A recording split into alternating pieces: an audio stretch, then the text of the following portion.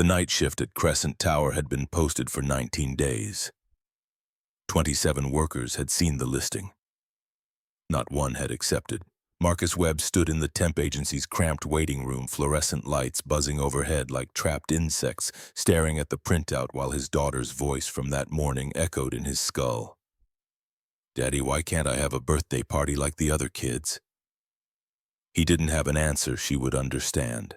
7 years old, and Emma had already learned to phrase her wants as questions to make them sound optional. Negotiable, easily dismissed. She had learned this from watching him navigate their life, from seeing him choose between electricity and groceries, from overhearing phone calls with debt collectors who called at dinner time because they knew people would be home and desperate to make them stop. The shift paid $22 an hour, time and a half for overnight. Marcus did the math automatically, a reflex honed by 3 years of calculating whether he could afford milk and bread in the same week. 8 hours, 5 nights before taxes. Enough to cover rent with something left over. Enough to buy pizza and a small cake. Enough to stop seeing that careful blankness in Emma's eyes when her friends talked about their parties. Barbara Walsh sat behind the desk, 50 years worn into her face like water erosion on stone, watching him with the expression of someone who had learned not to invest hope in temporary workers. Her office smelled of burnt coffee and the particular desperation of people who needed work immediately and couldn't afford to be choosy. "Mr. Webb, I need to be honest with you. This position has been difficult to fill." The understatement hung between them. Barbara's fingers drummed against the desk, a nervous tell that suggested there was more she wasn't saying. Marcus had learned to read these tells during 12 years as a construction supervisor, back when he had a salary and benefits and the luxury of turning down jobs that felt wrong. How many people have quit? Her drumming stopped. 3 in the last month, all after their first shift. They wouldn't say why, just that it wasn't worth the pay. Marcus thought about the $43 in his wallet. He thought about Emma's birthday in 11 days. He thought about the eviction notice taped to their door last month, the one he had removed before Emma could see it, the one that said he had until October 1st to catch up or find somewhere else to live. Tomorrow was October 1st. Is it dangerous? Barbara's hesitation lasted 2 seconds too long. No reports of violence. No safety violations on record. The building is secure. What she didn't say weighted the air more than her words. Marcus had interrogated enough subcontractors to recognize evasion, but he also recognized necessity. And necessity had a way of making men accept things they would have walked away from in better times. "I'll take it." Relief in something that might have been guilt flickered across Barbara's face. She slid the paperwork across the desk. "Start tonight, 11 p.m. Report to the main security desk. You'll get instructions there." Marcus signed without reading the fine print. Men who could afford lawyers read fine print. Men with $43 and an eviction notice signed where they were told and hoped for the best. The apartment building where Marcus and Emma lived had been middle-class housing 50 years ago, back when the neighborhood had different demographics and different dreams. Now it was a 3-story brick structure with water stains blooming across the facade like bruises, windows covered in security bars that did nothing to make anyone feel secure, and a front door lock that had been broken for 6 months. Rosa O'Brien was making breakfast when Marcus returned at 7:30 that morning. Her apartment door open in the way of people who had given up on privacy because community mattered more. The smell of eggs and toast drifted into the hallway, a small mercy that made the building feel less like a warehouse for the economically abandoned. She was 68, Irish by descent and Chicago by birth, with hands that had worked as a nurse for 40 years before arthritis forced retirement. Her husband had died 3 years ago, same month as Sarah. Grief had made them neighbors into something more. "Marcus, love, you look exhausted. New job keeping you up, night shift. Starts tonight." Rose's expression shifted, the kind of shift that happened in people who had seen enough of life to know when someone was making a choice out of desperation rather than opportunity. Her kitchen was smaller than his, but warmer somehow, filled with photographs of grandchildren who lived 2 states away and visited twice a year if she was lucky. Where Crescent Tower, downtown. That's the big glass one, yeah. Fancy? Marcus nodded, not trusting himself to explain that fancy buildings still needed someone to walk their empty halls at 3 in the morning, and that job paid just enough to keep people like him from slipping all the way under. Rosa understood anyway. She had a gift for understanding things people didn't say. I'll watch Emma tonight. No charge, don't even start. Rosa, I can't keep. Yes, you can. Sarah was my friend. Emma is practically my granddaughter. You insult me when you talk about money. The argument was ritual by now, comfortable in its predictability. Marcus would offer $15. Rosa would refuse. Marcus would leave it on her counter when she wasn't looking. Rosa would slip it back into Emma's backpack with a note telling him to buy the child something nice. They had been doing this dance for 3 years, 2 broken people holding each other up in the small ways that mattered more than grand gestures. Emma was still asleep when Marcus returned to their apartment, curled on her side in the twin bed they had bought used from a thrift store, her stuffed rabbit tucked under one arm. She claimed she was too old for stuffed animals now, but she couldn't sleep without it. Marcus suspected she would be sleeping with that rabbit when she went to college, if he could ever afford to send her to college. If the scholarship gods smiled and the financial aid office took pity, and 1,000 other ifs that kept him awake at night. The apartment was 600 square feet, split into a main room that served as living room and kitchen. 1 bedroom and a bathroom with water pressure that gave up entirely on cold mornings. The refrigerator hummed with a sound that suggested it was working harder than it should to keep things cold. Inside eggs, half a gallon of milk, pasta sauce, a block of cheese he was rationing to last the week. The freezer held frozen vegetables and chicken breasts he bought in bulk when they went on sale. Marcus made coffee with grounds he had been reusing for 3 days, adding an extra scoop to compensate for the weakness. The taste was terrible, but the caffeine was real. He sat at their small table, the one Sarah had found at a garage sale, and refinished herself back when they could afford hobbies, and opened his wallet. $43 in cash. His banking app showed $267 in checking. Rent was $950 due today. The math didn't work. It never worked. Marcus had gotten good at making it work anyway, through a combination of negotiation, delayed payments, and the kind of creative financing that would have impressed an accountant if it wasn't born from desperation. He would call the landlord this afternoon, explain he could pay $500 now, and the rest in 2 weeks, promise it wouldn't happen again. His phone buzzed. A text from Emma's school, automated reminder that picture day was next week and payments were due in advance. $25 for the basic package. Marcus deleted the message. Emma woke at 8, padding into the main room in pajamas printed with cartoon characters she was getting too old for but wouldn't admit to outgrowing. Her hair was dark like Sarah's, hanging in tangles that Marcus had never quite mastered braiding. She had his eyes, though, brown and serious, the kind of serious that 7-year-olds shouldn't have to be. Morning, sweetheart. Emma climbed into his lap without asking, still small enough to fit comfortably. Though he could feel how she was growing, lengthening, becoming something other than the toddler he had carried through hospital corridors 3 years ago. She smelled like sleep and the strawberry shampoo Rosa had bought her because Marcus kept forgetting. Did you get the job I did? Start tonight. Emma processed this information with the careful consideration of a child who had learned that adult jobs were fragile things that appeared and disappeared without warning. Is it a good job? It pays okay, and it's steady work. The lie sat between them, as transparent as it was necessary. Emma was 7, not stupid. She knew steady work didn't start at 11 p.m. and end at 7 a.m. But she also knew that asking for truth meant forcing him to give it, and truth would make them both feel worse. Can I still have my birthday party? The question came out carefully neutral, as if she was asking about the weather, as if the answer didn't matter.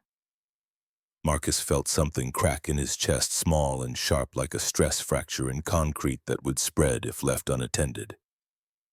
Yes, you can have your party. Emma's face didn't change, but her grip on his shirt tightened just slightly. Really, really. We'll get pizza. And a cake. You can invite 3 friends. The number was calculated. 4 kids meant 2 pizzas and 1 cake, manageable within the budget left after rent. Emma's smile was worth every dollar he didn't have. Can we get the one with extra cheese? Anything you want, baby? She hugged him, then fierce and quick, before sliding off his lap to get ready for school. Marcus sat at the table and added up costs he couldn't afford, and tried not to think about how many shifts at Crescent Tower it would take to catch up. The day passed in the mechanical rhythm of poverty. Marcus walked Emma to school 5 blocks through a neighborhood where storefront churches outnumbered grocery stores and everyone knew everyone else's business because privacy was a luxury of spacing and walls. He returned to the apartment and forced himself to sleep, the kind of fractured rest that came from trying to sleep when your body insisted it should be awake. He woke at 3, made lunch from leftovers, picked Emma up from school. They went to the library because it was free and air-conditioned and filled with books Emma could borrow without owing anything. She settled into her favorite corner with a book about astronomy, something about black holes and event horizons that Marcus pretended to understand when she tried to explain it. He watched her read, absorbed and content, and thought about Sarah. His wife had died on a Tuesday in March 3 years and 6 months ago. Ovarian cancer stage 4 by the time they found it, metastasized beyond hope of recovery. The oncologist had explained in careful terms that treatment would extend her life, but not save it, that they needed to think about quality versus quantity. Sarah had chosen 18 months of treatment over 6 months of comfort. Chosen it because Emma was 4 and wouldn't remember a mother who died when she was too young to form permanent memories. The treatment cost everything they had and more. Insurance covered 70%, which meant 30% of enormous numbers still added up to life-destroying debt. Marcus had sold their car, sold their furniture, sold everything that could be converted to cash, then took out credit cards he couldn't afford to pay off, then medical payment plans that stretched into decades. Sarah died in their bedroom with Marcus holding her hand and Emma asleep on the couch. Her last words had been about integrity, about teaching Emma that doing right mattered more than doing well. That character was what you did when no one was watching, that a person who could look themselves in the mirror was richer than someone who couldn't, no matter how much money the latter had in their bank account. Marcus had promised. He had promised through tears and grief and the absolute certainty that he was losing the only person who had ever believed he was worth something. 3 years later, he was keeping that promise with $43 in his wallet and a daughter who asked permission to want things. They ate dinner at 5:30, pasta with sauce Marcus stretched with extra tomato paste and spices that almost masked the thinness. Emma chatted about school, about the science project she wanted to do on lunar phases, about how her friend Kayla had invited her to a birthday party at a trampoline park that cost $30 for admission. Marcus made encouraging sounds and calculated whether he could afford $30 in 2 weeks. Rosa came at 10:30 to walk Emma next door. The girl had her backpack with homework and her rabbit and the book about black holes. She hugged Marcus with the intensity of someone who had learned that goodbyes sometimes became permanent, who knew that parents who left for work didn't always come back. "Be safe, Daddy. Always am, sweetheart. Be good for Mrs. O'Brien." Rosa's hand on his shoulder was brief but grounding. "You do what you need to do, Marcus. We'll be fine here." He watched them disappear into Rosa's apartment before returning to his own. The building was quieter at night, the kind of quiet that amplified small sounds into something larger. Marcus changed into the closest thing he had to professional clothes, black pants, and a button-down shirt that had seen better years, and checked his phone. A voicemail from Emma left 10 minutes ago while he was watching her walk next door. "Hi, Daddy. Mrs. O'Brien said I could stay up until you texted goodnight, but I got too sleepy. I hope your new job is okay. I know you're working really hard for us. I love you. See you in the morning." Marcus saved the message. He had 17 saved voicemails from Emma. Small reassurances he could listen to when the weight of everything became too much. He added this one to the collection and forced himself not to listen to it immediately, not to waste the comfort when he would need it more later.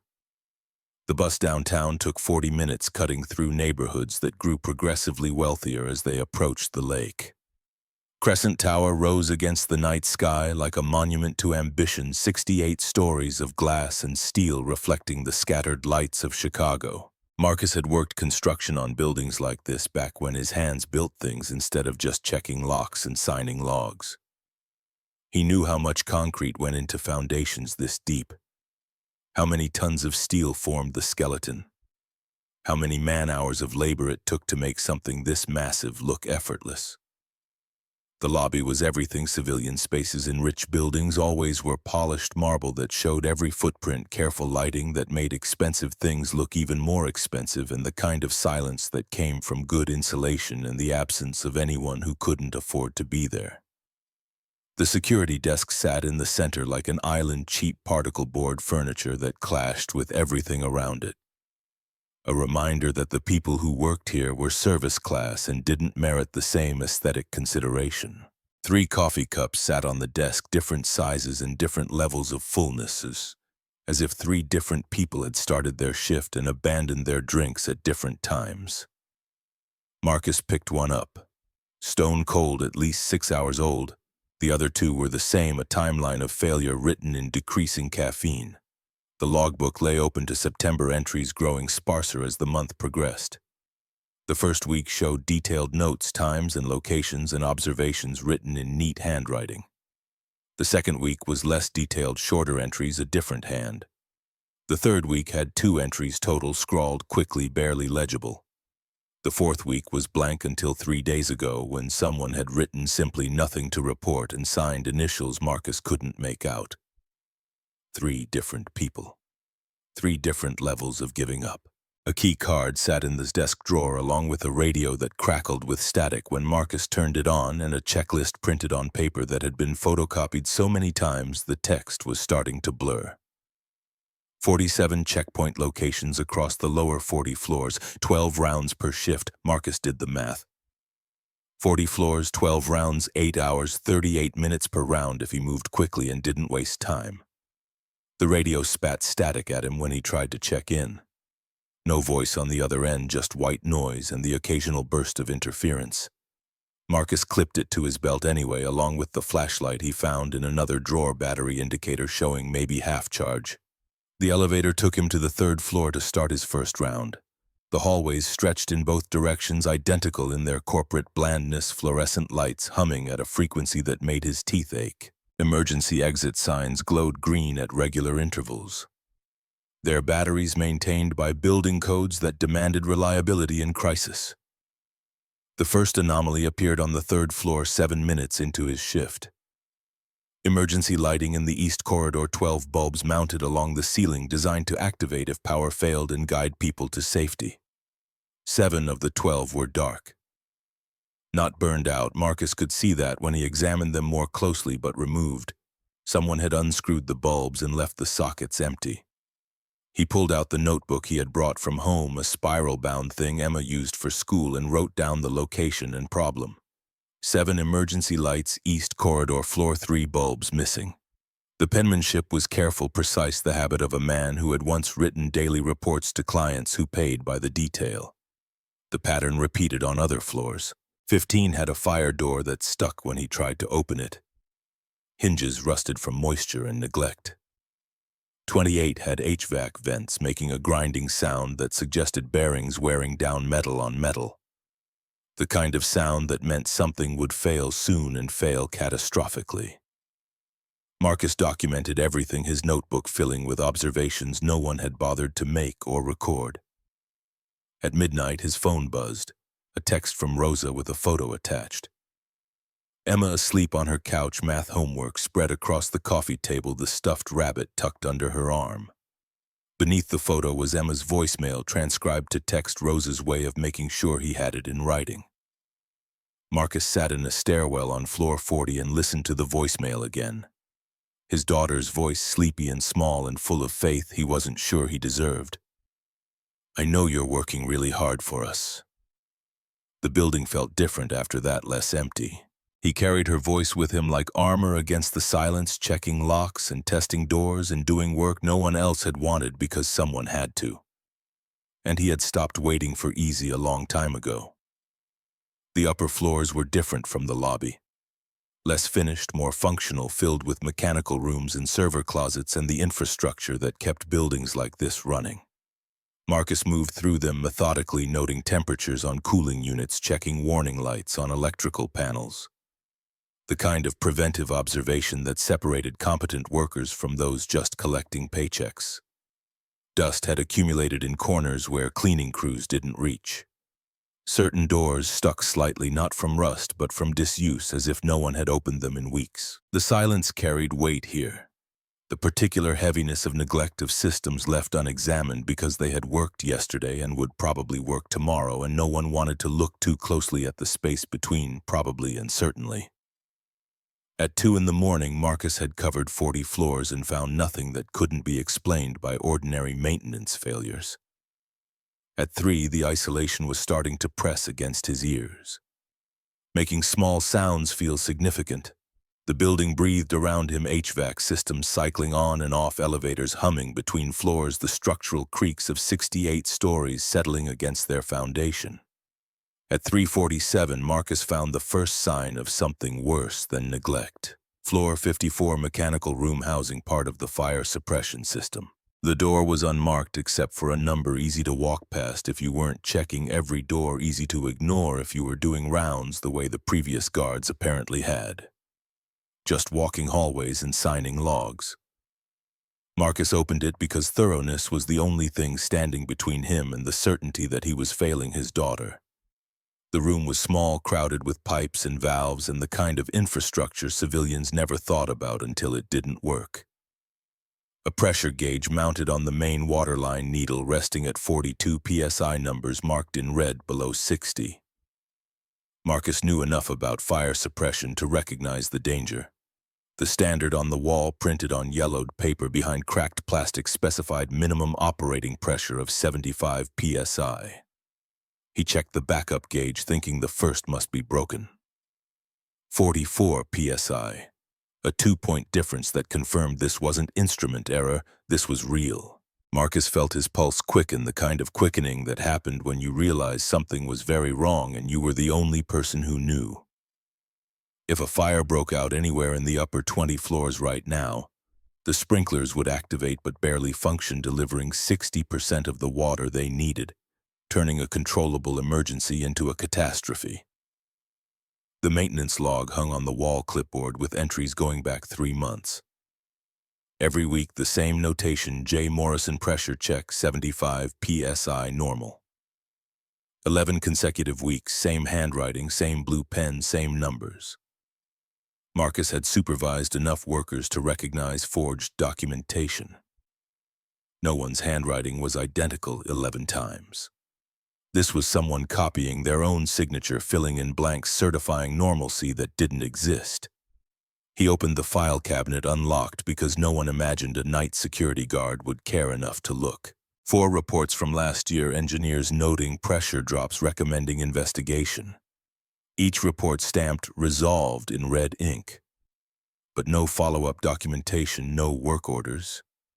No evidence anyone had actually resolved anything. The email printout was in the back of the bottom drawer, buried under manuals no one had read in years.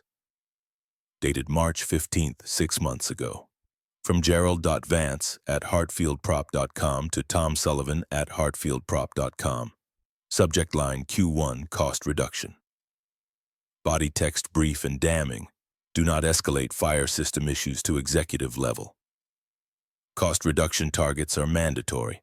Handle maintenance internally with minimum spend. Marcus photographed the email with his phone hand steady despite the anger building in his chest. This wasn't negligence. This was conscious choice, someone deciding that saving money mattered more than keeping people safe.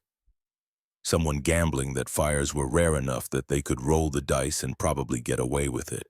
He thought about the 4,200 people who worked in this building during business hours according to the orientation packet Barbara had given him. Secretaries and executives and maintenance workers and cafeteria staff. People with families waiting for them to come home. People who trusted that the fire safety systems protecting them actually worked. None of them knew the sprinklers above their desks were operating at 56% capacity. Marcus pulled out his radio and called down to building management. Static answered him, empty and indifferent. He tried the emergency maintenance line listed on the wall beneath a plastic cover that had yellowed with age. The number rang 12 times before connecting to a voicemail box that sounded full. He found the after-hours contact number for the building manager in the security binder, a 3-ring notebook with pages falling out. Diane Fletcher, building operations manager. The phone rang 4 times before a woman's voice answered, groggy and irritated in the way of people woken from deep sleep. This is Marcus Webb, overnight security at Crescent Tower. I found a serious problem with the fire suppression system on the upper floors. The pressure is dangerously low. This needs immediate attention. A pause, rustling sound, someone sitting up in bed and reaching for alertness. The fire system was inspected last month. It's fine. I'm looking at the gauges right now. They're showing 42 psi. Standard requires 75 minimum. If there's a fire, the woman's voice hardened, shedding sleep for something more controlled, more defensive.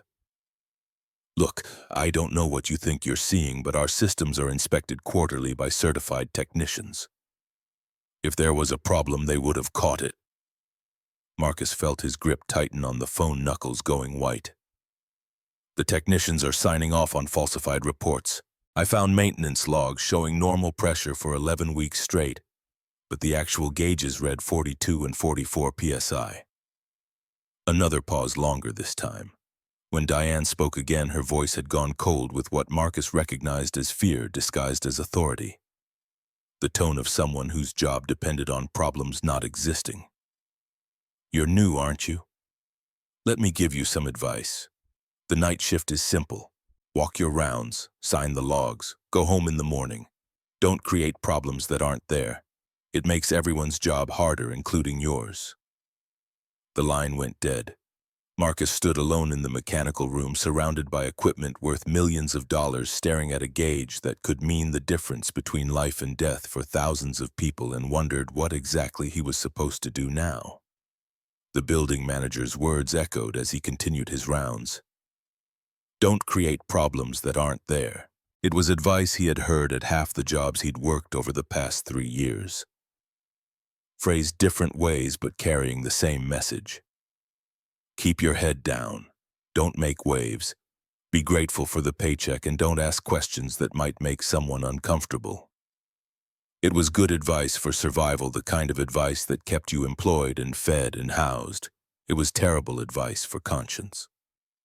Marcus thought about Emma asleep at Rose's, about her birthday party, about the $43 in his wallet that needed to become $500 by morning. He thought about what he would tell his daughter if she asked why he hadn't done anything, if someday there was a fire and people got hurt and the news showed pictures of the building he had walked through on the night when everything could have been prevented. He thought about the voicemail she had left, about working hard, about doing the right thing even when no one was watching. He thought about Sarah's last words. Character is what you do when no one's watching. A person who can look themselves in the mirror is richer than someone who can't, no matter how much money the latter has. He made a choice. The next 90 minutes were the most focused of Marcus's professional life. He moved through the upper floors with purpose that had nothing to do with his job description, driven by something that felt less like anger and more like clarity. He documented everything with the thoroughness of someone who knew this evidence needed to be bulletproof beyond dismissal or dispute. 47 photographs of pressure gauges from multiple angles, timestamps visible surrounding infrastructure included to verify location. 6 videos of maintenance logs with falsified entries, the camera steady as he paged through weeks of Jay Morrison's identical signatures, notes on every system he could find. Connected to the fire suppression network written in the clear block letters, his construction supervisors had demanded the kind of writing that couldn't be misread even if someone wanted to misread it. He accessed the building's service records through a terminal in the maintenance office. Using login credentials he found on a sticky note beside the keyboard because apparently no one had imagined a night security guard might care enough to look. What he found made his stomach drop further. The pressure problem wasn't isolated to floor 54. It affected everything above the 50th floor, including the executive suite. 22 floors of compromised fire protection. Thousands of people who came to work every morning trusting someone somewhere was paying attention. At 4:30, Marcus made a decision that would either save lives or end his career in building security permanently, possibly both. He located the manual override for the building's fire alert system and triggered a Level 2 notification, the kind that didn't activate sprinklers or trigger evacuation, but created an official incident report that would be automatically forwarded to the Chicago Fire Marshal's office at the start of business. He logged the action in the security system under his own name and credentials, no ambiguity about who had made the call. He wrote a detailed summary of his findings, 9 pages by hand, because he wanted the record to be physical, harder to delete or dismiss, and emailed it to every address he could find in the building's emergency contact database. The fire marshal, OSHA, the building department, the CEO, Elena Hartfield, whose name appeared on the directory as owner and primary executive. 4 facilities managers whose emails were listed in the system. He was thorough. He was careful. He left no room for anyone to claim they hadn't been informed, no space for this to be buried under administrative procedure or interdepartmental buck passing. Every action documented, every step justified by building codes and safety regulations. And the simple fact that people deserved to work in buildings that wouldn't kill them if something went wrong. Then he sat down in the security office, pulled out his phone, and listened to Emma's voicemail 3 more times while waiting for the sun to come up. Her voice was small and sleepy and full of trust. He hoped he wasn't about to betray by losing this job before he'd worked a full shift. But Emma had also said she was proud of him, proud that he did what was right even when it was scary. Marcus couldn't think of anything scarier or more right than this. His shift ended at 7. Marcus signed out in the logbook, writing his observations in the space provided, turning what should have been a single line into half a page of documented concerns. Critical fire suppression system failure noted and reported per emergency protocols.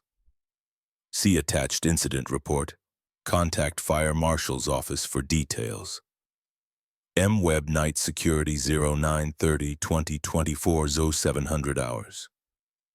He gathered his jacket and walked through the employee entrance into the pale gray light of a Chicago dawn. No one stopped him. No one asked questions. The morning shift security guard, Kyle Brennan, was just arriving, 28 years old, with the clean-cut look of someone who had probably been a cop before discovering private security paid better for less risk. They passed each other in the doorway, Kyle already focused on checking his phone. "You look like hell." Rough first night. Marcus paused in the doorway, morning light cutting across the lobby floor in geometric patterns. "Just doing the job." Kyle glanced at the logbook, at Marcus's half-page of notes, and something flickered in his expression that might have been respect or might have been concern that the new guy was already making problems. "Yeah, well, good luck with that."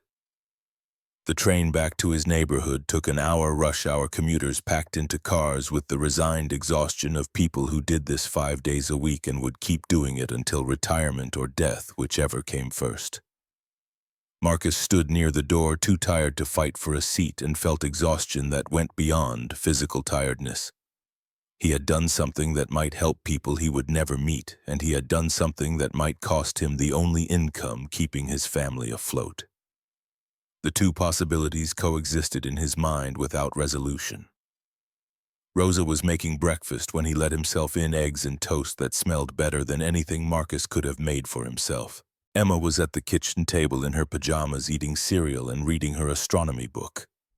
She looked up when he entered, and her face broke into the kind of smile that made everything else feel manageable. Daddy, how was your job? Was the building really big, biggest I've ever worked in, sweetheart? Did you see any ghosts? Marcus laughed despite his exhaustion, despite the certainty that he had just destroyed any chance of keeping this job past today. No ghosts, just a lot of empty hallways and some machines that needed checking.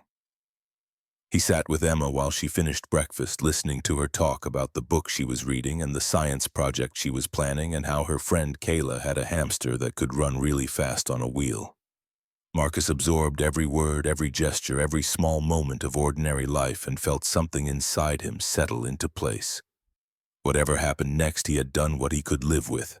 That would have to be enough. Rosa walked Emma to school while Marcus showered and changed into clothes that didn't smell like the nervous sweat of a man committing career suicide for the sake of strangers. His phone sat on the bathroom counter silent, no calls from the temp agency or building management or anyone else. The silence felt ominous, the pause before consequences landed. He forced himself to sleep, the kind of sleep that came from pure exhaustion overriding anxiety. When he woke at 11:15, his phone had 2 missed calls, one from Barbara Walsh at the temp agency, one from a number he didn't recognize with a Chicago area code. No voicemails on either. Marcus called Barbara first, standing in his kitchen with coffee that tasted like defeat, preparing himself for the conversation he'd known was coming. "Marcus, I need to talk to you about last night." Her voice was careful, the tone of someone delivering bad news they wished they didn't have to deliver.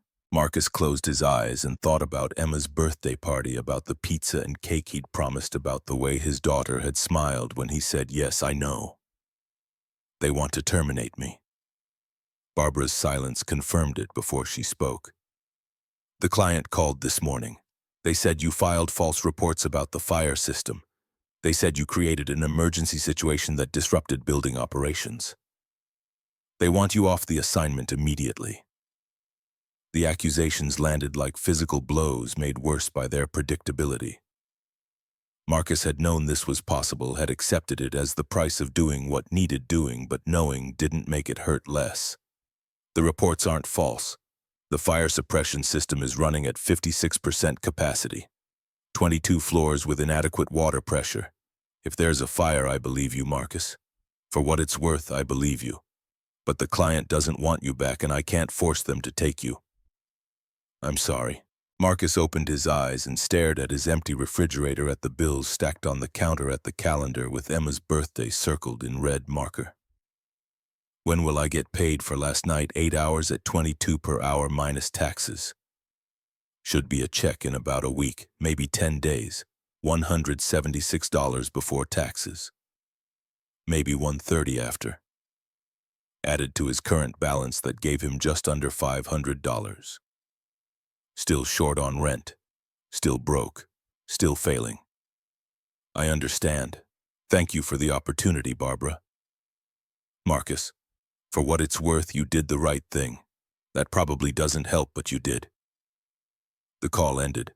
Marcus set his phone on the counter and stared at it for a full minute, processing the confirmation that he had traded job security for moral clarity and would now have to explain to his 7-year-old daughter why doing the right thing meant they might be homeless by the end of the month. His phone rang again, the unknown Chicago number. Marcus almost didn't answer, expecting collections or telemarketers or some other automated system designed to make poor people feel worse about being poor. But unemployment made him answer anyway, made him grab at anything that might be opportunity. "Is this Marcus Webb?" A woman's voice, professional, with the kind of polish that suggested expensive education and positions where people listened when you spoke. Marcus's exhaustion sharpened into wariness. "Yes. Who's calling? Veronica Kane. I'm executive assistant to Elena Hartfield. Ms. Hartfield received your report about the fire suppression system." Marcus's pulse quickened, fight or flight instincts waking up despite his exhaustion. If this was a threat, if they were calling to intimidate him before he could talk to inspectors, "Ms. Hartfield would like to meet with you. Today, if possible. Meet with me. Yes, she's read your documentation. She's reviewed the preliminary investigation her facilities team conducted this morning. She would like to discuss your findings. The words sounded reasonable, professional, utterly divorced from the reality of what Marcus knew happened to whistleblowers who made powerful people look bad. His construction experience had taught him that executives didn't want to discuss problems with the people who found them. They wanted those people gone. What kind of discussion, I'm not at liberty to say. But Ms. Hartfield was very clear that she wants to speak with you directly. Would 2 p.m. work? Her office floor 63. Marcus looked at the time, 11:30. He had 2.5 hours to decide whether walking into Elena Hartfield's office was opportunity or trap. Whether the CEO of a multi-billion-dollar company wanted to thank him or threaten him or something in between that he couldn't predict. He thought about Emma, about Rosa, about the voicemail his daughter had left about being proud of him for doing what was right. 2 p.m. works. I'll be there. Word count 6001 words. 23 floors above the ground in a corner office with floor-to-ceiling windows overlooking Lake Michigan. Elena Hartfield began her morning at 6:45. She arrived before most of her executive team, a habit developed in her 20s when she was still building the company from a small tech consultancy into the real estate empire it had become. At 33, she was one of the youngest self-made billionaires in America, a fact journalists loved to mention and that she found increasingly irrelevant. Money was a tool, power was a responsibility. What mattered was what you built with both. Veronica Kane had laid out the morning briefings in their usual order. Financial reports, market analysis, project updates, personnel summaries. Elena worked through them with focused efficiency that had become her trademark, approving expenditures and flagging concerns and dictating responses to messages requiring personal attention. By 7:15, she had processed more information than most executives encountered in a full day. The incident report arrived in her inbox at 7:22, flagged urgent by the system's automatic filters. Elena read it once quickly, expecting routine fire drill notification or minor equipment issue that someone had escalated unnecessarily. Then she read it again more slowly and felt something cold settle in her chest. A Level 2 fire alert had been triggered at 4:37 that morning. The accompanying documentation included 47 photographs of pressure gauges showing critical failures, 6 videos of falsified maintenance logs, and a 9-page handwritten summary identifying systemic problems with the fire suppression system, covering the top 22 floors of her building. Her building, the one she had designed and financed and overseen construction on the crown jewel of Hartfield Properties. She had been in meetings yesterday on those floors. She had stood at windows on the 65th discussing quarterly projections while somewhere beneath her feet, systems designed to save her life were silently failing. The report had been filed by an overnight security guard named Marcus Webb. Elena had never heard the name before, had no memory of seeing it on any document that crossed her desk. She pulled up his personnel file and found almost nothing. A temporary employee hired through an outside agency assigned to cover shifts that full-time staff refused to work. No photo on file. No emergency contact except a neighbor's phone number and the name of a 7-year-old daughter listed in the dependent space. A temporary worker, a night shift security guard, the kind of employee who existed in the margins of her company, invisible and interchangeable, doing work that kept the building functioning but rarely merited attention from anyone in the executive suite. This was the person who had found what her entire facilities management team had missed or ignored or actively concealed. Elena called her head of operations. Gerald Vance answered on the second ring, already audibly nervous, which told her he had seen the report too and knew exactly how bad this looked. Ms. Hartfield, I just saw the report. I want to assure you that our fire systems are inspected quarterly by certified stop. The word came out quiet, but something in it made Gerald go silent immediately.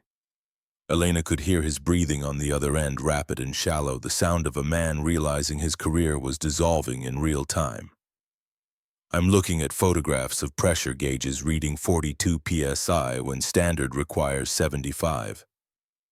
I'm looking at maintenance logs with entries that appear to be falsified.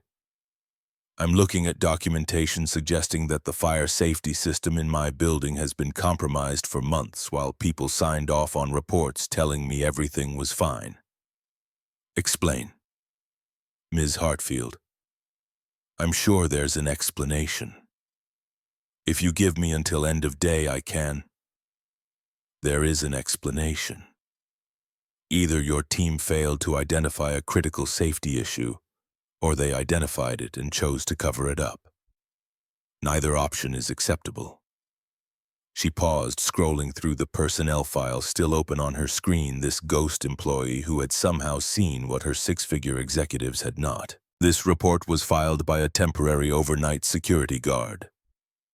A man with no specialized training, no access to maintenance systems, no reason to be checking fire suppression equipment as part of his normal duties. He found a problem in 8 hours that your entire department missed for months or ignored for profit. Which is it? The silence stretched.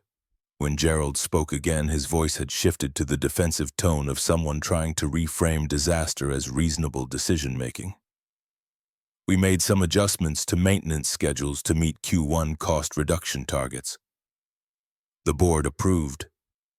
The board approved efficiency measures, not falsified safety reports, not gambling with 4,000 lives because you wanted a bonus.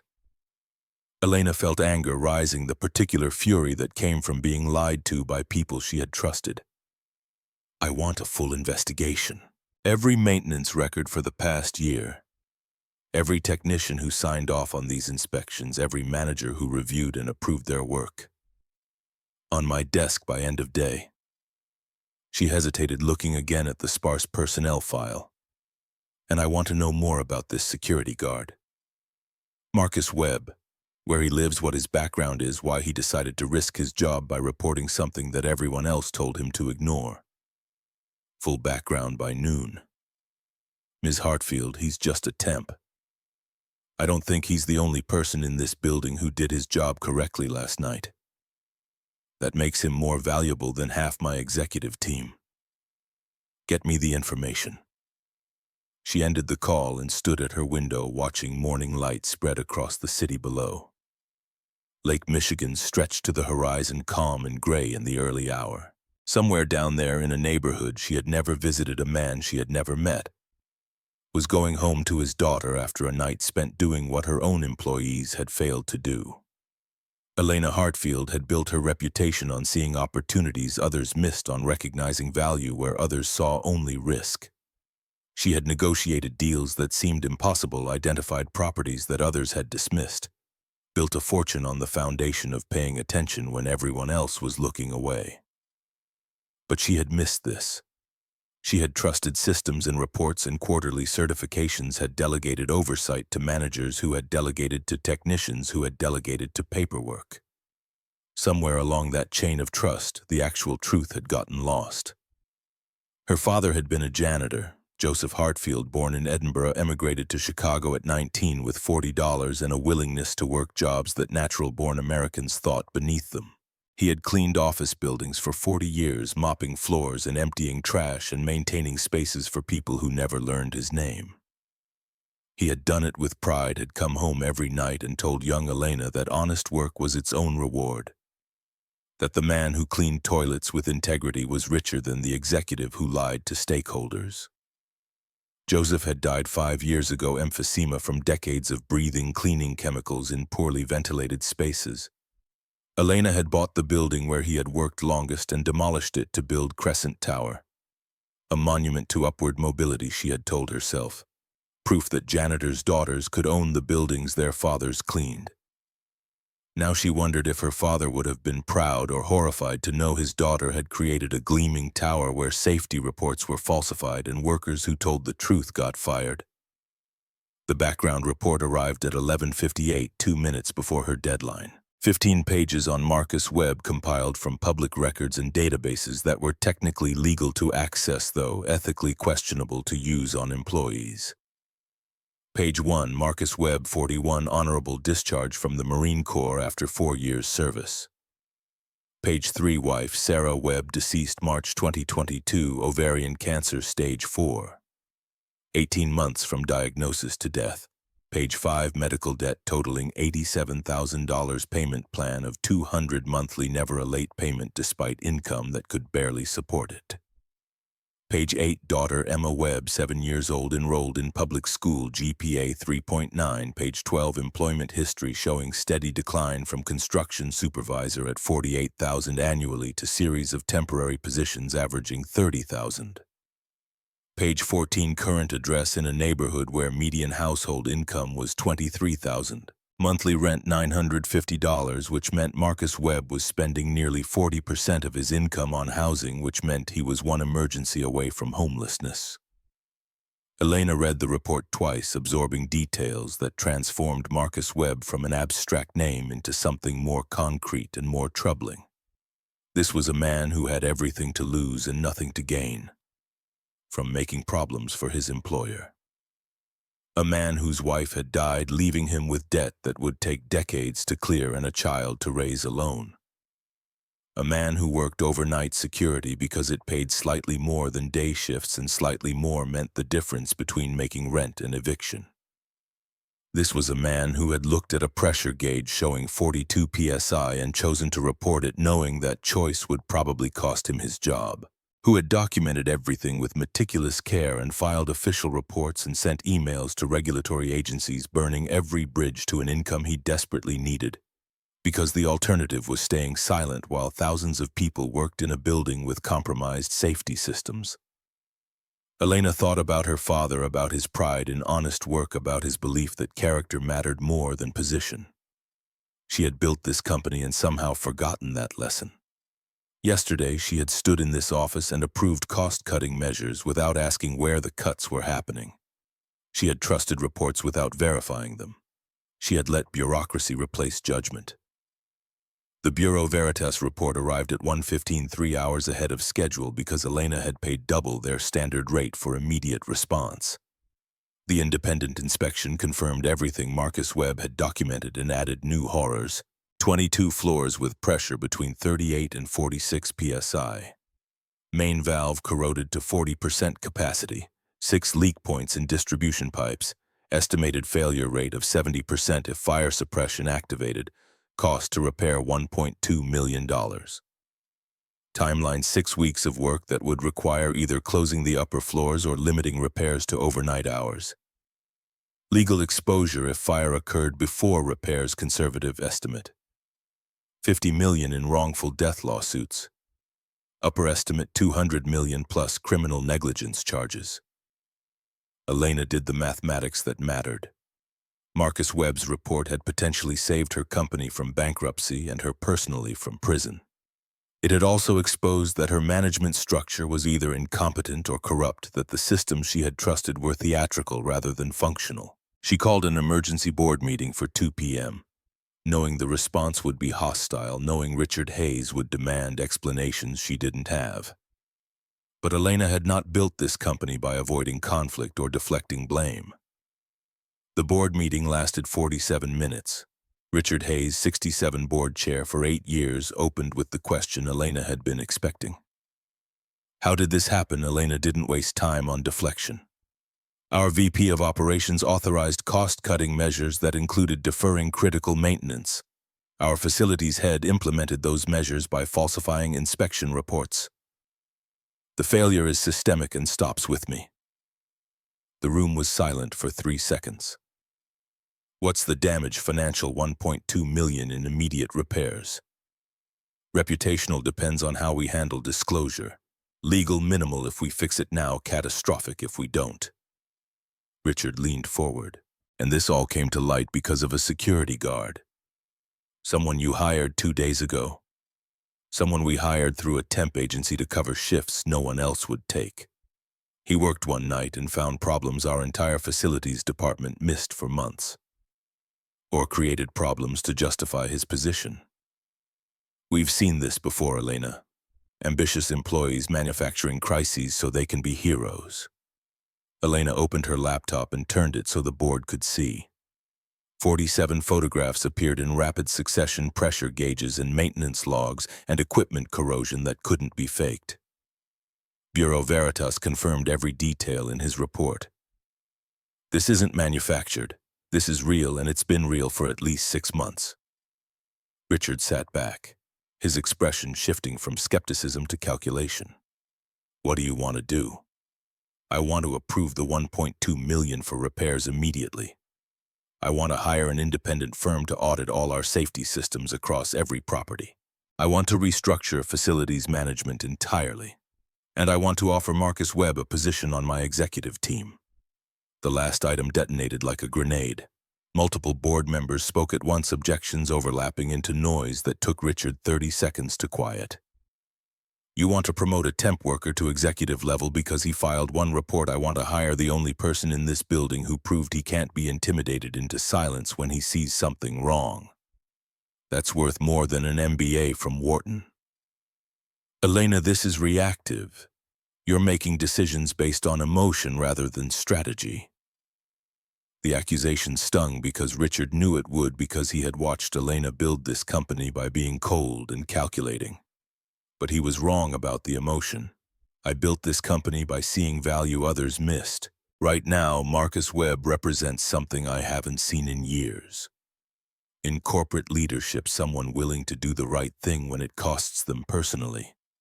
If we don't hire him, someone else will.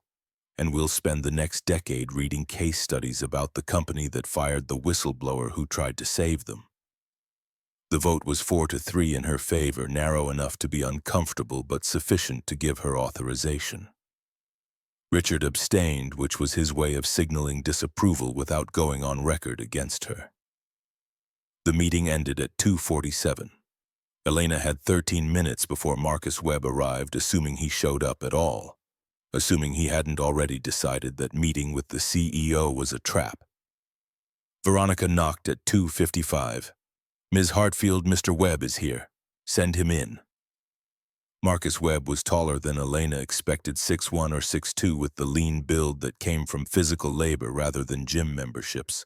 He wore clothing that had been chosen for professionalism on a budget, black slacks and a button-down shirt that had been ironed carefully but showed wear at the collar. His face showed exhaustion that went beyond one sleepless night, the kind of tired that accumulated over years of insufficient rest. But his eyes were alert, taking in the office, the view assessing with the intensity of someone who had learned that missing details could be dangerous. Mr. Webb, thank you for coming. He nodded but didn't speak, didn't move further into the room, maintaining position near the door like someone expecting to need an exit quickly. Elena recognized the wariness. She had seen it in her father, the particular caution of working-class people in spaces designed for executives. Please sit. Marcus moved to the chair she indicated but remained poised on its edge. Not relaxing, not settling. His hands rested on his knees, still and controlled. I read your report. Every page, every photograph, every detail you documented. Marcus's expression didn't change, but something in his posture tightened infinitesimally. I documented what I found. The pressure gauges, the falsified logs, I know. And you were right. Bureau Veritas confirmed everything this morning. The fire suppression system has been compromised for at least 6 months. If there had been a fire, we estimate 70% of the sprinklers wouldn't have functioned. You potentially saved hundreds of lives. The words seemed to surprise him more than accusations would have. His eyes narrowed slightly, searching her face for the angle for the manipulation. I was fired this morning. I know. I'm the one who authorized your termination. The bluntness made him blink. Elena watched him process this information, watched the calculations happening behind his eyes. I authorized it because Gerald Vance and Tom Sullivan told me you had filed false reports that you were creating problems to make yourself look valuable. I authorized it because I trusted their judgment over documentation from someone I had never met. Marcus absorbed this without visible reaction, though his hands tightened slightly on his knees. I was wrong. They lied to me. You told the truth, which means I fired the wrong person, so you called me here to apologize. No. I called you here to offer you a job. Silence filled the office, thick with implications. Elena let him think, let him work through the angles and possibilities. What kind of job? Corporate safety director. You would report directly to me with authority to investigate and mandate corrections to any safety issue across all Hartfield properties. Salary $145,000 annually. Full benefits including health coverage for you and your daughter, signing bonus of $20,000 paid up front, regardless of whether you stay past the trial period. Marcus went very still, the kind of stillness that came from shock. Elena had deliberately overwhelmed him with numbers that were probably more than he had made in the last 4 years combined. Why me? I don't have a degree in safety engineering. I don't have certifications. I don't have... You have integrity. You have the ability to see problems others miss. You have courage to report what you find even when it costs you. I can't teach those things. I can't hire them. They either exist in a person or they don't. She paused, choosing her next words carefully. In 8 hours, you identified failures my entire executive team missed or covered up for 6 months. That tells me you're better at this job than anyone I could recruit through normal channels. The question is whether you're willing to take the risk of working for someone who fired you once already. Marcus looked at her for a long moment. When he spoke, his voice was careful, measured, each word chosen deliberately. My daughter is 7 years old. 3 years ago, her mother died and left me with $87,000 in medical debt and a child who needs stability. I've worked 12 jobs in 3 years trying to provide that stability. I can't afford to take a position that sounds perfect and turns out to be temporary. Can't afford to uproot my daughter's life for something that disappears in 6 months because I wasn't actually qualified. The honesty was devastating in its simplicity. Elena had expected negotiation, had expected demands for higher salary or better benefits. Instead, Marcus was telling her that he couldn't afford hope, couldn't risk the emotional damage of another failure. 6-week trial period. You keep the signing bonus regardless of outcome. I'll pair you with a senior VP who can mentor you through corporate protocols. You'll get any certifications you need on company time and company expense. After 6 weeks, if you want to leave, you walk away with my recommendation and $20,000 you didn't have this morning. If you stay, the position becomes permanent. And if I find more problems, if I make people uncomfortable, if I cost you more money fixing things that are broken, then you're doing exactly what I'm hiring you to do. Marcus studied her face, looking for deception. Elena held his gaze, letting him see whatever he needed to see. I have one condition. Name it. Tuesdays off. My daughter has a school presentation in 3 weeks. I promised I'd be there. I need to know I can keep that promise. Elena felt something shift in her chest, something that might have been respect or might have been recognition of what it meant to Marcus that his daughter's trust was worth more than career advancement. Done. What else? If I find problems, if I identify safety issues or code violations or anything else that's wrong, will you fix them even if they're expensive, even if they're embarrassing, even if they make you look bad to the board, especially if they make me look bad to the board? That's the entire point of this position. Marcus was quiet for another 10 seconds. Then something in his expression shifted guard. Lowering slightly, desperation giving way to something that might have been cautious hope. I'll start Monday. Elena extended her hand across the desk. Marcus shook it, his grip firm and calloused. The gesture sealed something that felt larger than an employment contract. Monday, 8 a.m. Veronica will have your paperwork ready and your office prepared. Floor 61, 2 doors down from here. Marcus stood, movement still controlled but less defensive. He made it to the door before turning back. Ms. Hartfield, can I ask you something? Of course. Why are you really doing this? I made your company look incompetent. I exposed failures in your management structure. I cost you $1 million in repairs.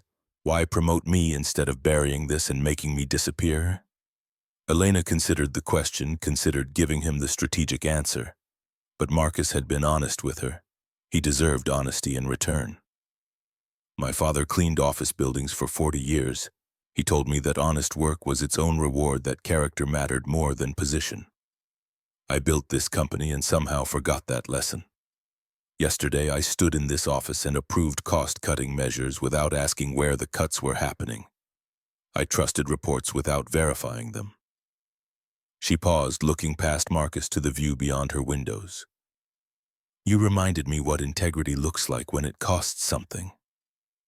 I'm not hiring you because you made me look bad. I'm hiring you because you made me look at myself and I didn't like what I saw. That's worth $145,000 a year and then some. Marcus absorbed this expression, unreadable, then nodded once and left without further comment. Elena watched the door close and felt something she hadn't felt in years. Something that might have been hope that she could build a company her father would have been proud of. Veronica appeared 30 seconds later. Your 3 o'clock is here, the architects for the Milwaukee project. Cancel it. Cancel everything this afternoon. I need time to think. Veronica's eyebrows rose slightly. Everything. And Veronica pulled the personnel files for every employee in facilities management. I want to know who knew about the fire system and when they knew it. I want documentation of every meeting where safety was discussed. We're doing a full investigation. We're doing a purge. Anyone who knew about the fire system and stayed silent is gone. Anyone who falsified reports is gone. Anyone who put profit over safety is gone. I don't care how long they've been here or how valuable their institutional knowledge is. Integrity isn't negotiable anymore. Veronica nodded and made notes. Anything else? Pull together a task force. Safety, legal, operations, finance. I want proposals for restructuring our entire safety oversight process.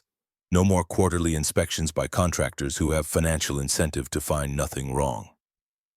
I want external audits, anonymous reporting systems, direct lines to executive level for anyone who identifies problems. The afternoon passed in phone calls and emails and strategic decisions that would ripple through the company for months.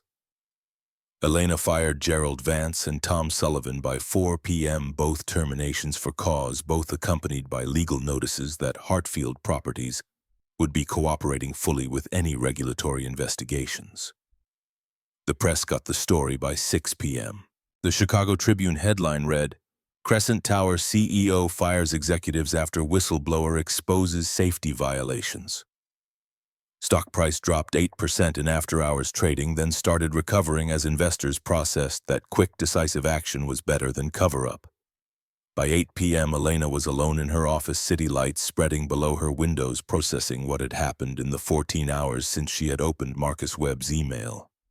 She had fired 4 executives committed to spending nearly $2 million in repairs and audits, and hired a security guard with no corporate experience to a senior position. Her phone buzzed with a text from Veronica. Marcus Webb's background check came back with one additional detail. He volunteers every Saturday at a veterans support group helping former military adjust to civilian employment. Thought you should know. Elena stared at the message at this additional data point about a man who worked poverty wage jobs and raised a daughter alone and still found time to help other people. She thought about her father, about his pride in honest work, about his belief that character was what you did when no one was watching. She opened a new email to HR. Effective immediately, all Hartfield Properties employees have access to anonymous safety reporting through external ombudsman. Any employee who reports a safety concern in good faith receives automatic protection from retaliation, including 1-year severance if terminated for any reason within 12 months of report. Make it policy, make it prominent, make it real. Her phone rang.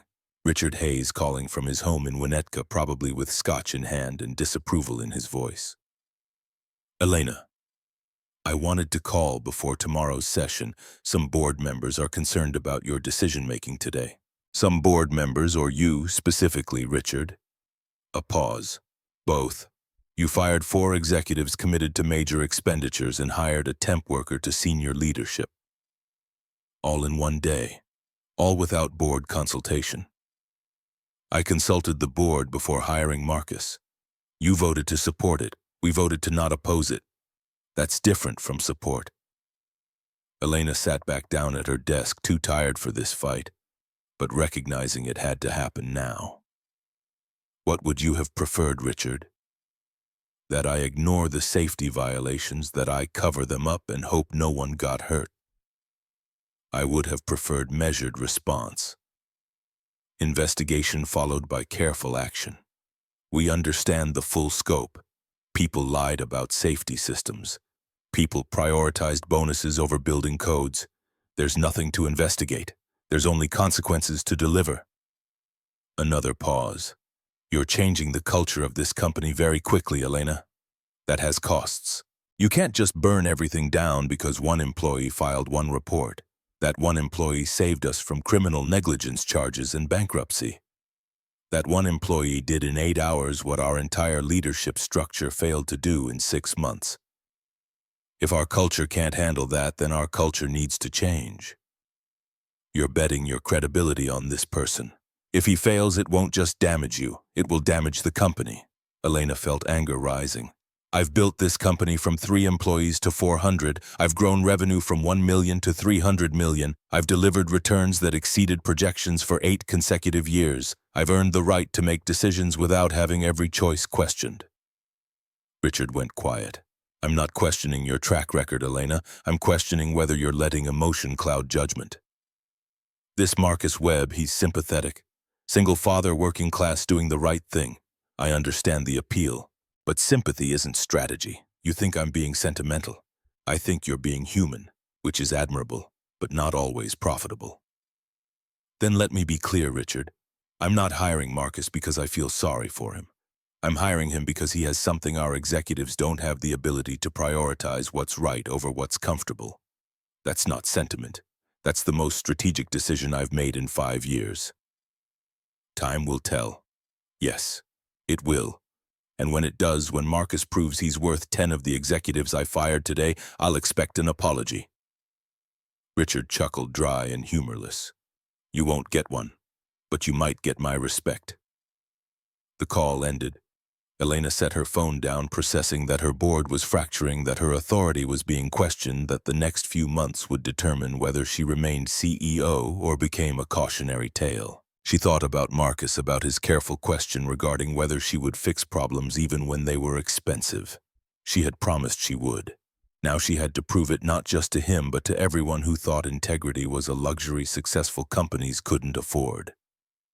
Elena stood at her windows one last time, looking out at Chicago, at the city where her father had worked invisible jobs and raised a daughter who built towers.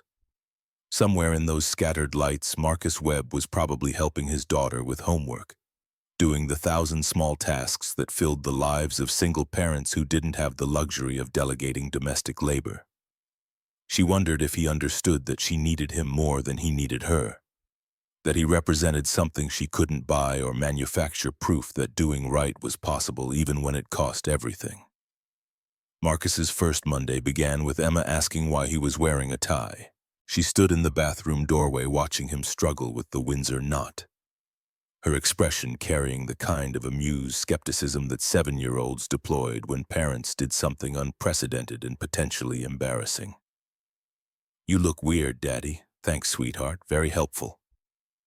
Are you sure you're supposed to wear that? Maybe they want you to wear your normal clothes.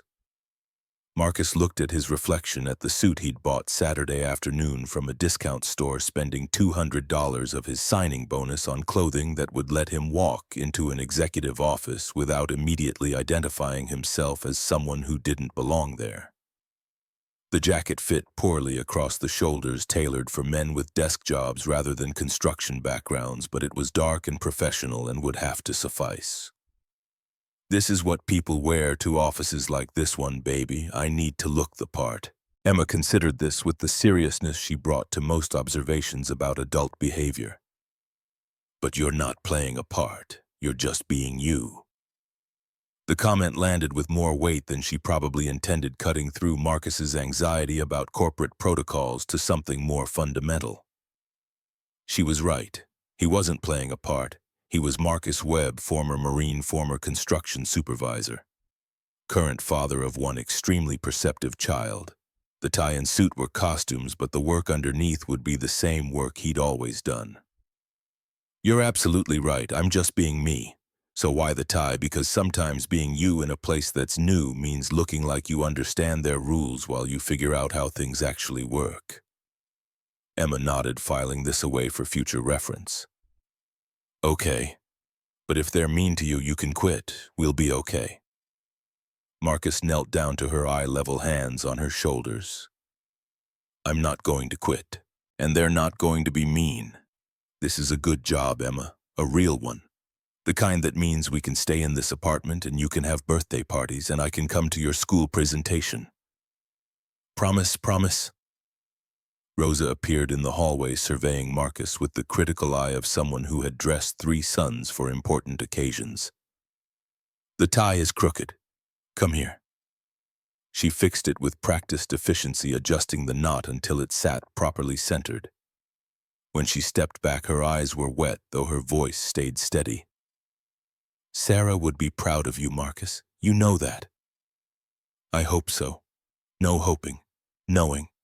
That woman believed in doing right even when it cost everything. You're living proof she was right. The words settled into Marcus's chest, warm and painful simultaneously. He kissed Emma goodbye, accepted Rosa's blessing, and walked to the bus stop in October cold that promised winter was coming. The bus ride downtown felt different now that he was traveling to a job rather than from one. Marcus wondered how many of the other passengers were one catastrophe away from losing everything. How many were working multiple jobs to cover rent and food and the basic costs of existing in a city that didn't care if you could afford to live there. Crescent Tower looked different in morning light, less ominous and more merely imposing. Marcus entered through the main lobby this time, not the service entrance, and felt immediately out of place among the executives in expensive suits carrying briefcases that probably cost more than his monthly rent. The elevator to 61 opened onto a corridor that was quieter than the lobby, carpeted in deep blue that absorbed sound, walls decorated with abstract art that Marcus suspected was original. His office was where Veronica had promised 2 doors down from Elena's, with his name already on a placard, Marcus Webb, Corporate Safety Director. The office was larger than his apartment's main room, furnished with desk and chairs and a computer system that looked newer than anything Marcus had used in his life. Floor-to-ceiling windows offered a view of the city that made him understand why people worked themselves to exhaustion for positions like this. Veronica appeared at 8:15 with coffee and a tablet filled with information. Welcome to Hartfield Properties. Ms. Hartfield wanted me to give you the orientation personally. The next 2 hours were a crash course in corporate infrastructure, email systems and scheduling software and expense reporting and the dozens of small processes that kept large organizations functioning. Veronica explained everything with patience that suggested she understood Marcus was navigating unfamiliar territory. The senior leadership meeting was scheduled for 11. Are they going to resent me? Veronica's pause told him the answer before she spoke. Some will. You're an outsider who got promoted faster than people who've been here 15 years. But Ms. Hartfield supports you completely, and that matters more than their feelings. The senior leadership meeting took place in a conference room on 63 glass walls offering views in 3 directions. 15 executives were already present when Marcus entered, conversations stopping as they registered his arrival. Elena sat at the head of the table, expression neutral. Everyone, this is Marcus Webb. As I mentioned in Friday's email, Marcus is our new corporate safety director. He'll be leading comprehensive safety audits across all properties. Marcus comes from construction management and military service, which gives him practical experience our previous safety structure lacked. Brad Summers sat halfway down the table, VP of Operations, 50 years old with silver hair and the kind of tan that came from golf courses. His expression was carefully controlled, but Marcus caught the calculation happening behind his eyes. Mr. Webb, welcome. Can I ask about your educational background? I don't see an engineering degree in your file. The question was polite on the surface, poisonous underneath, designed to establish that Marcus didn't have credentials that mattered in corporate environments. Marcus felt 15 pairs of eyes on him. No degree. Marine Corps, followed by 12 years as construction supervisor. I've overseen builds from foundation to finish, managed safety protocols on sites where mistakes meant injuries or deaths, and learned that certifications matter less than attention to detail and willingness to ask uncomfortable questions. Brad smiled, the expression not reaching his eyes. Of course, though in corporate environments we do value formal training.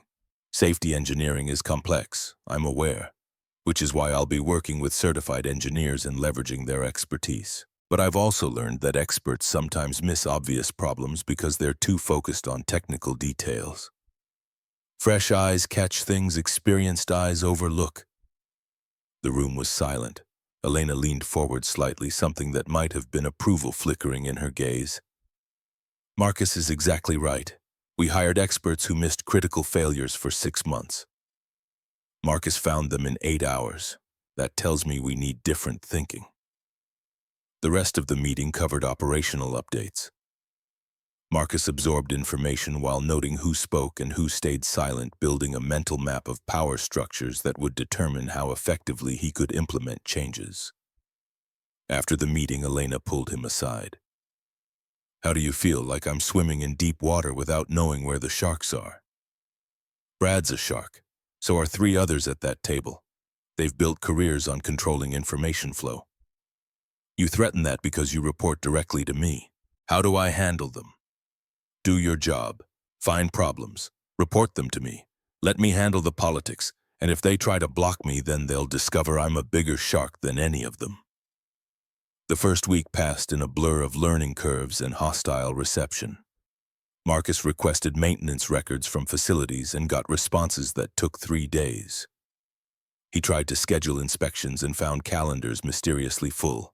He sent emails requesting information and received replies that were technically responsive but practically useless.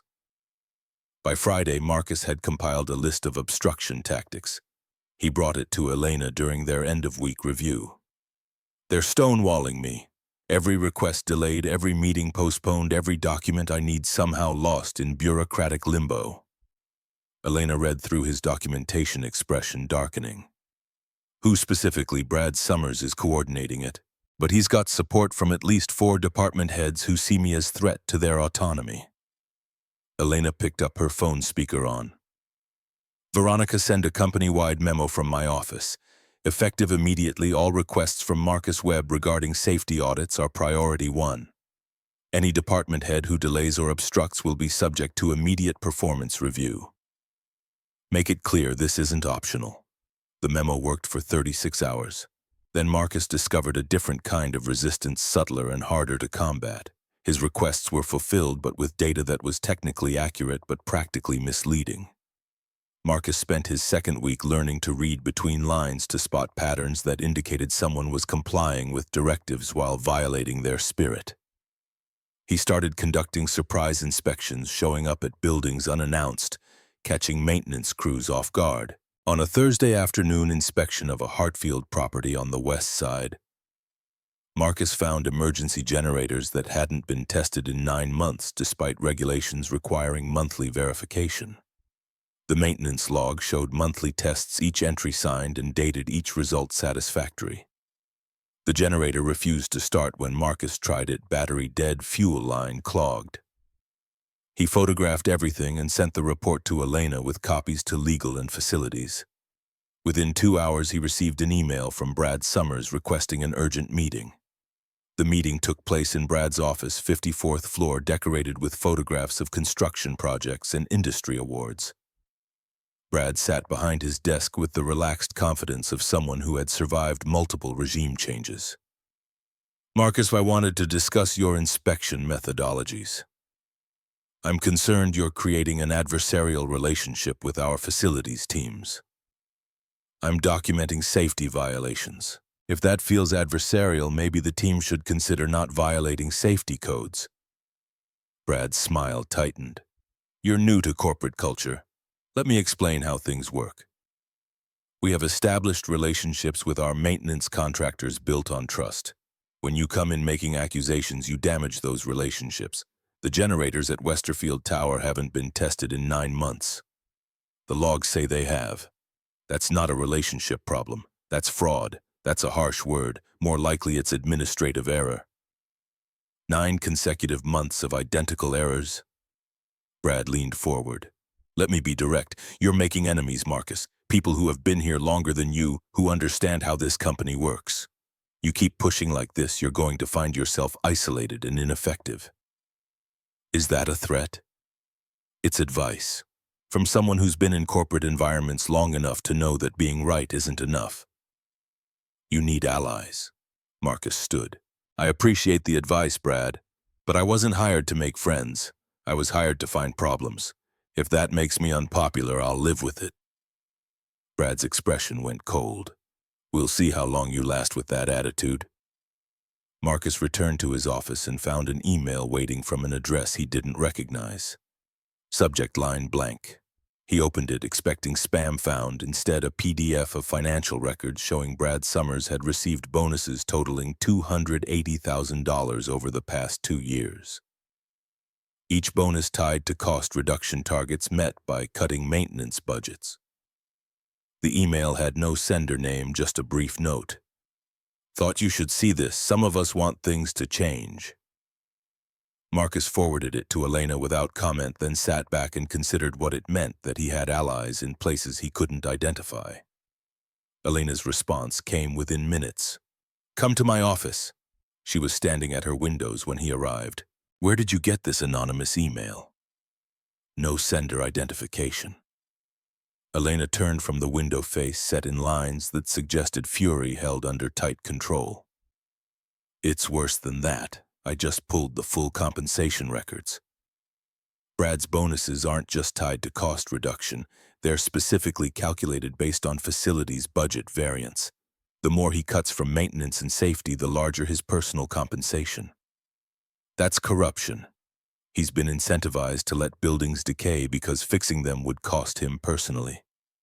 Elena paced to her desk. I promoted Brad 8 years ago.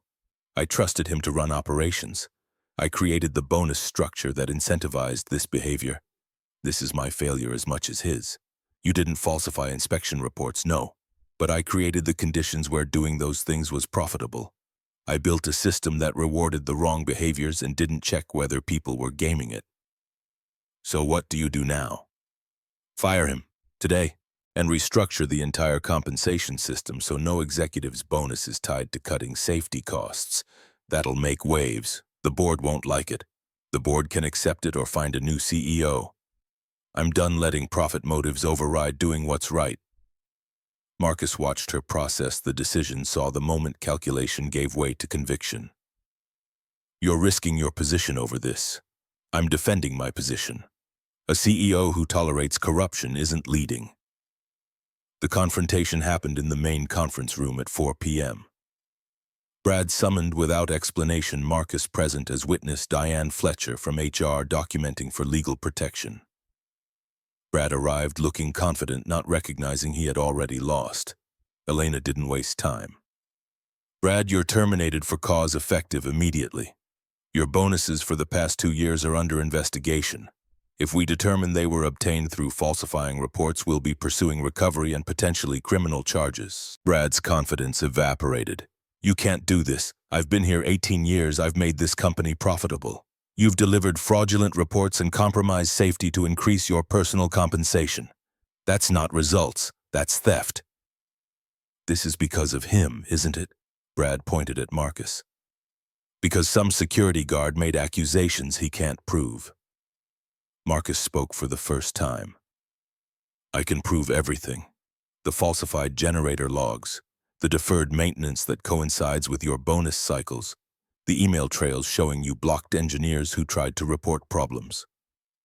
You went through my emails, I went through company emails regarding safety issues, your correspondence with contractors discussing how to minimize inspection costs while maintaining appearance of compliance. It's all there, Brad, all time-stamped, all archived. Brad's anger collapsed into fear. Elena, we can work this out. I made mistakes, but firing me, pursuing charges, that's extreme. We will be putting better oversight in place. You won't be here to see it. Security arrived to escort Brad from the building, his 18-year career ending in the time it took to cross the lobby. Marcus watched it happen and felt no satisfaction, just grim recognition that this was necessary. Elena stood at the windows after Brad was gone, silent.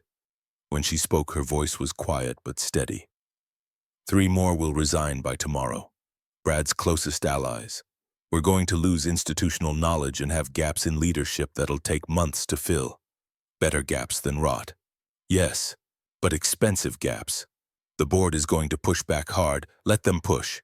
You're doing the right thing. Elena turned from the window. That's easy for you to say. You've got nothing to lose. I've got a company, shareholders, employees depending on me making smart decisions. Because smart decisions built on corrupt foundations eventually collapse. You either fix the foundation now or wait for everything to fall apart when you can't control the damage. She absorbed this, nodded slowly. Thank you for finding this, for having the courage to pursue it even when people tried to intimidate you.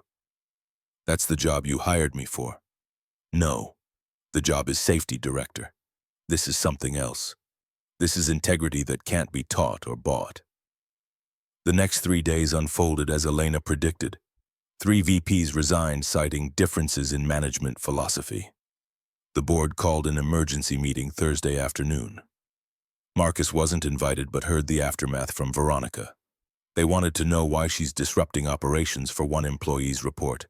Mr. Hayes specifically asked whether you had undue influence over her decision-making. Marcus felt heat rise in his face. What did she say? That you saved the company from bankruptcy, that the disruption was necessary, and that anyone who had a problem with her judgment could vote to remove her? Did they vote 4-3 in her favor? Same margin as when she hired you. Mr. Hayes abstained again. So she's safe, for now, but he's building a coalition. 3 board members who think she's too aggressive. They're watching for her to make a mistake. Marcus processed this, understanding that his presence wasn't just about finding safety violations. If he succeeded, he proved her judgment sound. If he failed, he gave her enemies ammunition. Emma's school presentation was Tuesday of week 3, the date Marcus had marked in permanent marker on his calendar. He left the office at noon despite having 3 meetings scheduled, despite knowing his absence would be noted. The elementary school was 15 blocks from their apartment. A brick building from the 1960s with playground equipment installed before current safety standards and classrooms overcrowded because funding hadn't kept pace with enrollment. 20 parents crowded into a space designed for 30 children. Emma was 7th in the rotation, standing at the front with poster boards showing phases of the moon. My dad helped me with the measurements. He used to build big buildings, so he knows about angles and distances. He says the moon is like a construction project that never ends, always building itself up and tearing itself down and starting over. Marcus felt his throat tighten, pride and love, and the particular pain of knowing his daughter was brilliant, and he could barely afford to give her opportunities that brilliance deserved. After the presentations, the teacher, Mrs. Patterson, pulled Marcus aside. Emma talks about you constantly, about how you saved people, how you do the right thing even when it's hard. She's so proud of you. I'm just trying to be the man she thinks I am. From what I can see, you already are. He walked Emma home with her hand in his, listening to her chatter about classmates and the hamster they were going to get for the classroom if everyone brought in $3. Can I bring $3? Daddy, Marcus thought about the signing bonus, about the $20,000 that had transformed from abstract number to concrete security. You can bring 5. Get the hamster some extra bedding. Emma's smile was worth every dollar he didn't have 3 weeks ago, worth every risk he'd taken. She hugged him fierce and quick before running ahead, and Marcus followed, thinking that maybe he was building a life Sarah would have been proud of. Thursday of week 4 brought the garage crisis. Marcus was conducting routine inspection of the parking structure beneath Hartfield's main office building when he noticed a crack in support column 47. Not a hairline fracture, but a fissure running 6 feet vertically, concrete spalling away to reveal rebar underneath. Marcus had supervised enough construction to recognize critical failure. This wasn't cosmetic damage. This was structural compromise that could lead to partial collapse. The column supported 3 levels of parking plus the building above. He called Dr. Helen Morris, an independent structural engineer, explained what he'd found. She arrived within 2 hours, spent another 2 examining the column and 7 others showing similar deterioration. Column 47 has lost approximately 40% load capacity. I count 8 other columns with similar damage ranging from 20 to 50%. This isn't sudden failure. This is years of water infiltration and deferred maintenance. How dangerous is it? If you get unlucky with weight distribution, if too many vehicles park in the wrong section, you could see progressive collapse. Conservatively, I'd give it 6 months before failure becomes probable. What's the fix? Structural reinforcement, waterproofing, replacement of compromised sections. You're looking at $4.8 million and 3 months of work. You'll need to close the garage during repairs. Marcus thought about the 1,200 tenants who parked here daily, trusting the building wouldn't collapse. He thought about Elena, about the board that had narrowly supported her. He thought about the political implications of dropping a $5 million problem in her lap right after she'd spent $2 million on fire system repairs. Then he thought about doing the right thing versus the comfortable thing, about Emma asking if he'd seen any ghosts, about the promise he'd made to Sarah that integrity was non-negotiable. Marcus made the call that would either prove Elena trusted him or reveal that corporate loyalty had limits. He didn't call Elena. He called the Chicago Building Department, directly reported the structural hazard, and requested immediate inspection. He sent copies of Dr. Morrison's assessment to the building commissioner, the fire marshal, and OSHA, creating a paper trail that made the problem official before Elena knew it existed. The city engineer arrived next morning, confirmed Dr. Morrison's findings, and issued a notice requiring garage closure within 72 hours. Marcus found out when Veronica called him to Elena's office with a tone that suggested he should prepare for consequences. Elena was standing at her windows when he entered, posture rigid with tension. "You called the city. You reported structural problems directly to building department without informing me first." "Yes." Marcus waited, watching her process this, watching anger war with something else. "Do you have any idea what you've done?" "The board meeting is this afternoon. I'm going to have to tell them we're spending another $5 million on repairs you discovered and reported before giving me chance to manage the message." There was nothing to decide. The garage is unsafe. It needs to be closed and repaired. Waiting to massage the message meant keeping it open longer while people parked under compromised structure. That wasn't your call to make. "You work for me, Marcus. You don't get to go over my head whenever you find something." "Yes, I do. That's exactly what I get to do when safety is at stake, and delay means risk." Elena's anger crystallized into something colder. "You forced my hand. You took away my option to manage this strategically. I forced you to do the right thing, because I wasn't sure you would if I gave you time to think about the politics." The accusation landed like a slap. Elena went very still. "You think I would have buried this? You think I would have let people park in an unsafe garage to avoid board pressure? I think you're under enormous pressure to show you can manage costs. I think you might have been tempted to study the problem longer, get second opinions. And while you were studying it, 1,200 people would have kept parking there every day." The silence stretched between them, heavy with implications about trust and authority. When Elena spoke again, her voice had shifted. "You manipulated me. You went to the city first so I'd have no choice but to fix it immediately. I protected you from having to choose between doing right and protecting your position. Now the city knows, so you have to fix it, and you can tell the board you had no choice." Elena stared at him, then something unexpected happened. She laughed. Not friendly, but the kind of laughter that came from recognizing you'd been outmaneuvered in a way you had to respect. "You just spent $5 million of my money and forced my hand on a decision I should have been able to make myself. It's the right thing, which means it's both." She sat down, some tension draining. "The board is going to use this to argue I've lost control. Tell them I'm doing exactly what you hired me to do, finding problems, fixing them before people get hurt, And if they vote to fire you, if they make your termination a condition of their support, then you'll have to decide what matters more. Your position or doing what's right. That's not fair. You're asking me to risk everything I've built for one employee. I'm asking you to risk everything for being able to look yourself in the mirror. Money is just a tool. Power is just responsibility. You told me that the first day. Now prove you meant it. Elena looked at him with an expression Marcus couldn't read. When she spoke, her voice was quiet but certain. Get out of my office.